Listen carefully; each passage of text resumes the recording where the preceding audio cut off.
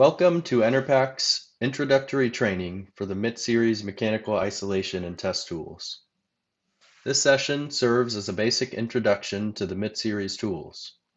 We'll discuss how they function, talk through key component breakdown and value proposition, followed by a shop demonstration from one of our resident subject matter experts. And lastly, we'll run through the MITT operations manual to share how the manual is arranged, point out important warnings, and share requirements on usage, maintenance, and storage. This session is not meant to serve as an all-encompassing training for isolation and pressure testing. In-depth and repeated reviews of the operations manual, as well as hands-on experience under the guidance of an expert technician, is critical to safely carrying out these types of operations. For a complete training, reach out to your Enerpac territory manager. Now, before we look closely at the MITT-Series tools, it's important to give some context. While the MITT tools can be used in many different applications across different vertical markets, primary applications are in isolation and testing during piping modifications in oil and gas markets. Traditional methods require extensive flushing, chemical cleaning, and drying for isolations, and time-consuming filling, pressurizing, and hydrotesting of full pipe runs. By localizing the isolation and pressure test to the location of the new weld or joint, several steps can be removed from the process, saving time and money. Enerpac's MITT-Series tools are inline tools that, when actuated, create a double seal. Water can then be introduced between the seals to create a triple barrier to isolate any hydrocarbons upstream and vent them well away from the welding area. It is important to note here that the tools are not designed to hold back pressure. They provide a vapor barrier with the ability to monitor upstream pressure buildup. The same tools can then be relocated to straddle the new weld and pressure test the weld from the inside of the pipe. This greatly reduces the amount of time and test medium required by minimizing the testing area. There are two configurations of MITT-Series tools, single bolt and multi-bolt. Both configurations function through the torquing of nuts to compress the primary components, thereby squeezing the seals outward against the inside of the pipe. Single bolt tools have a single nut that compress the seals between the spacer, the annular ring, and the mandrel. The mandrel has a hole drilled through the center of it that allows upstream vapor to be monitored and vented. And the annular ring has two holes which introduce test medium, in most cases water, in between the seals. Multi-bolt tools function in much the same way,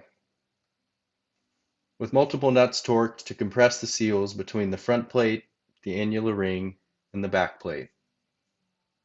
For both configurations, seals can be swapped out very easily to match the pipe schedule you are working with, and seal backing rings can be included to increase the test pressure rating for a particular pipe schedule. All of the MITT-Series tools are designed to cover multiple pipe schedules. Next, we are going to look at the animation. This should provide a better visual on the step-by-step process for completing a safe, quick, and effective localized line isolation and subsequent localized pressure test.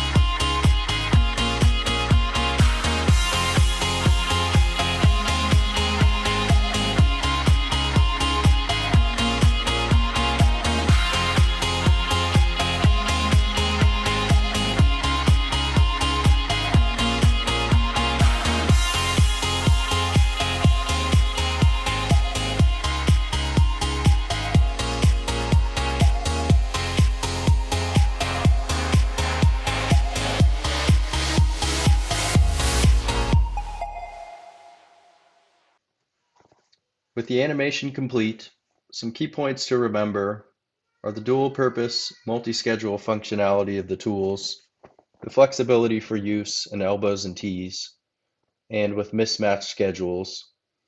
And particularly unique with the MITT-Series tools is the combination of high pressure capability with extremely low tool weights. This makes for the most versatile and easy to use tool on the market. Standard designs are from 3/4 inch to 40 inch. We also have designs up to 120 inches in diameter, and additional customs are available on request. Keep Enerpac in mind for any machining, bolting, or lifting needs you might have alongside the MITT tools. Next up, we are going to our workshop in Houston, Texas, where one of our resident subject matter experts will demonstrate how the small bore single bolt tools and the large bore multi-bolt tools are assembled, installed, and operated. So what we're going to look at first is the 8B MITT tool. Setting it up is real easy.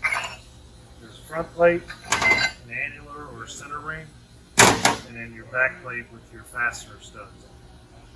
So typically, if we're installing this and we're wanting to go to higher pressures, we would use one of the backing rings and just slide it over the back, and then insert the seal like so. Slide the annular ring over the studs, and it's the same with the front plate. Now the nice thing about these new MITT tools is that they have a seal retainer. So whenever you're tightening the tool down itself, the seal will not creep in towards the studs. It assists in centering the tool itself in the pipe, and it makes life a lot easier. So we put the front plate back on, install the washers.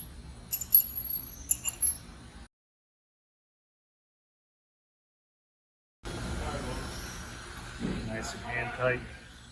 Now your tool's ready to be inserted into the pipe. So if you're doing an isolation, typically you want to go at a minimum of 6 inches. We prefer to recommend 12 inches or further, as far back into the pipe as possible. For this demonstration though, I'm just going to leave it on right here at the end. So when you insert your tool into the pipe, typically you want your vent port and your fill port for your medium at the 12 o'clock and 6 o'clock position. And what this does is, as you're filling through the bottom, the fluid fills the test cavity and expulses the air out, creating a third hydrostatic seal in between the two mechanical seals. So typically, what you would do is a crisscross pattern, and we won't go to the full torque value because of limitation on time. But you would torque each stud on this particular size anywhere from 40 to 120 foot-pounds.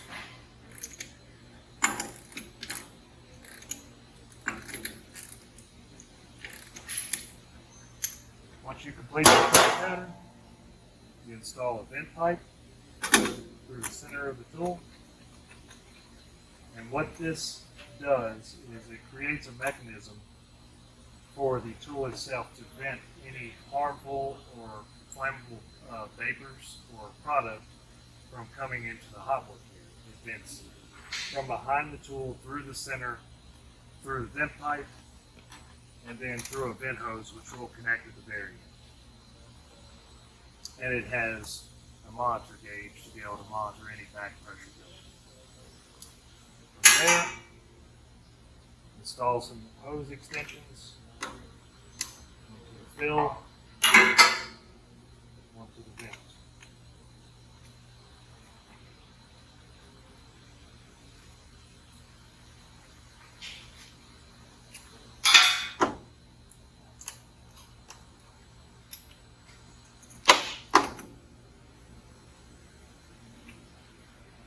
Okay. We then hook our manifold up. If we're doing an isolation, we will flip this port off.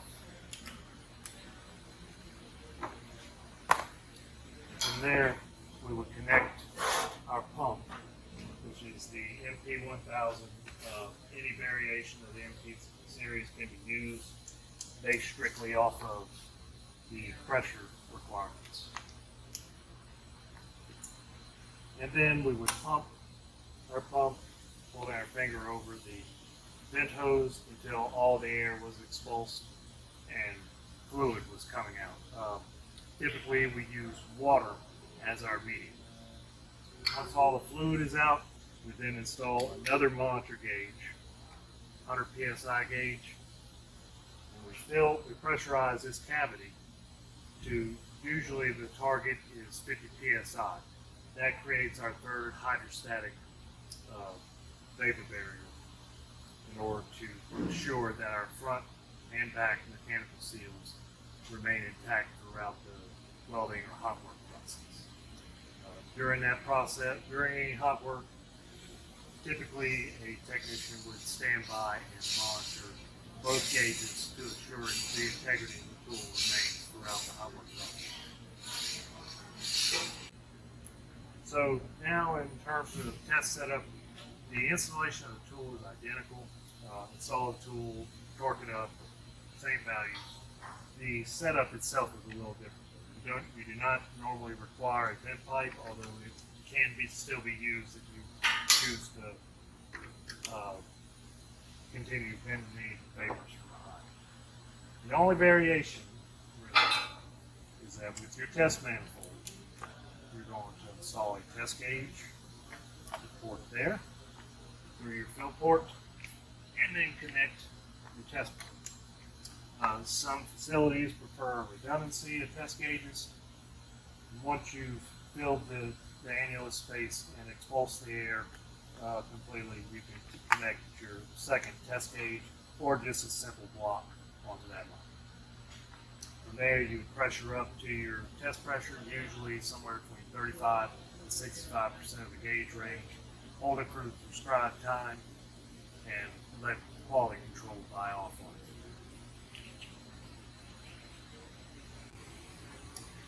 All right, so now we'll look at the 2A series, one of the single bolt tools.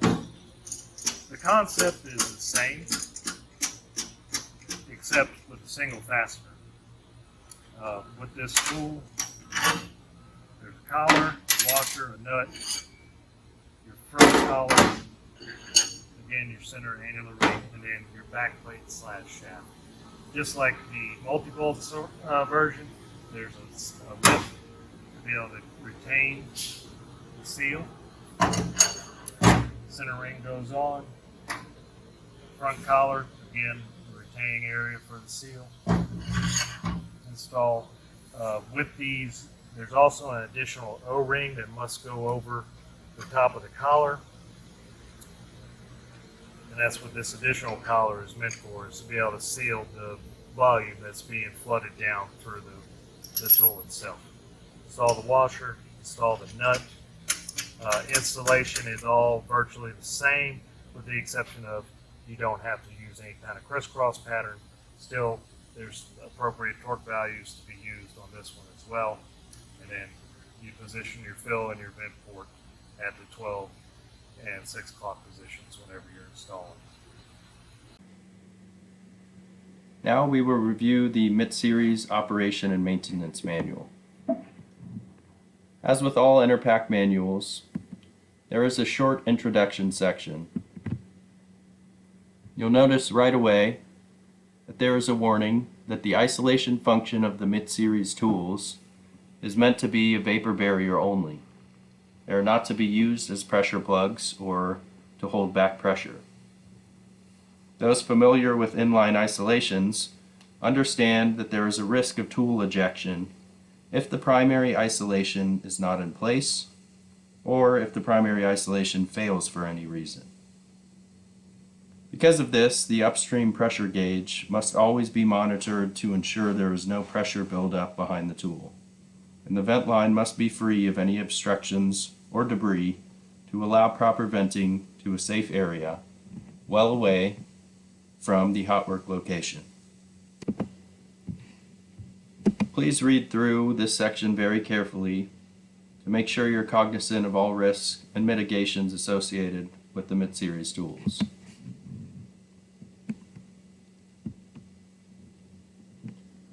Next, you'll see the Features and Components section, similar to what we reviewed earlier in this session. It's important to notice the different configurations and to be aware of the different component names, as these will be referenced in the later operations sections. The next section details job and tool preparations, including primary blinding and venting, and tool and seal selection. By tabulating the pipe schedules and test pressures before mobilizing for a particular job, you can use the Appendix A in this manual, and that will allow your team to select which tools, seals, and seal backing rings will be needed for a particular job. MITT tools are capable of covering multiple pipe schedules and can even cross over to different pipe diameters. Those details can be found in that Appendix A.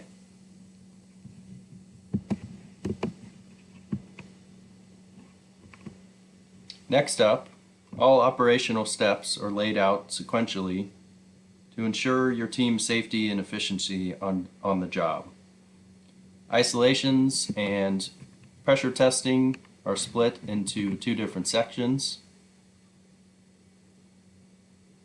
And lastly, there is a section for the MITT Ancillary kits, or MITT-AK. These are detailed on pages 8 through 10. Minor assembly is required on the ancillary kits, and the full setups are shown on diagrams here. It's important to note that should an application require the use of different fittings or components, Enerpac must review and approve them to ensure they are properly rated and incorporated into the system.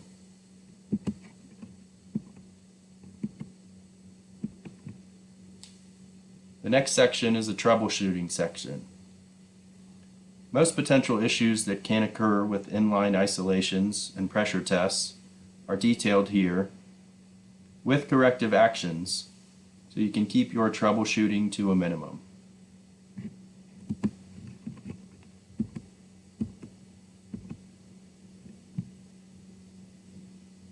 Technical data for the tools, seals, and seal backing rings is tabulated from page 15 through page 33 for all standard tool sizes.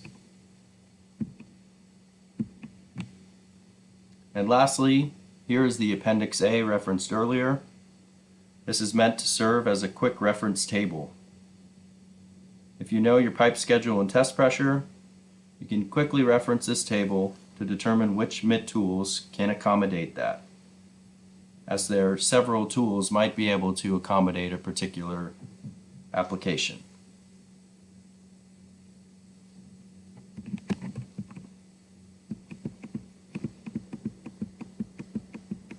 We've now reached the end of the operations manual and the end of this introductory training session. If you have any questions on this material or are interested in a more comprehensive training, please reach out to your regional Enerpac territory manager. Thank you for your time.